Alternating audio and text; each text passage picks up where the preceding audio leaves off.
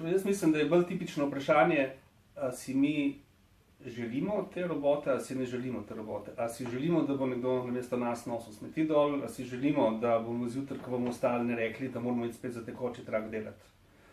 Mislim, da je bolj problem ne toliko v tem, da nam bo nekdo vzel delo, ampak bolj je problem v tem, da mi si želimo olajšati življenje, pa na drugi strani se bojimo, da nam bo kdo nekaj vzel. Zdaj, to je en segment. Drug segment, ki se mi zdi pomemben, je pa ta, ko se pogovarjamo recimo o pametnih mestih, o bodočih tovarnah, ki so popolnoma avtomatizirane in tako naprej, je to, da če bi pogledal recimo strošek dela, torej če in bo se zgodilo to, da bo energija zastonj, in če bodo to delali roboti, potem bo strošek proizvodnje nečesa skoraj nič.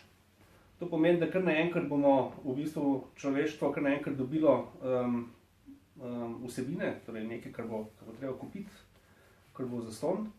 In na drugi strani je vprašanje seveda, a znamo mi kot družba razumeti, da če bo nekaj zastonj, da pač se ne bomo, kot pravimo zdaj, nažerali.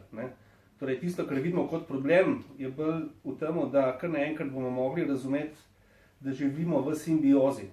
Človeštvo sicer to proba nekako sproducirati skozi različne mehanizme, ampak zaenkrat še vedno ne razumemo tega, še vedno ne skrbimo za naravo, še vedno ne skrbimo za socialno okolje in tudi ne skrbimo za recimo te inteligentne robote, inteligentne naprave, ker na končni fazi bodo to naši prijatelji, naši kolegi, naši spremljevalci skozi življenje.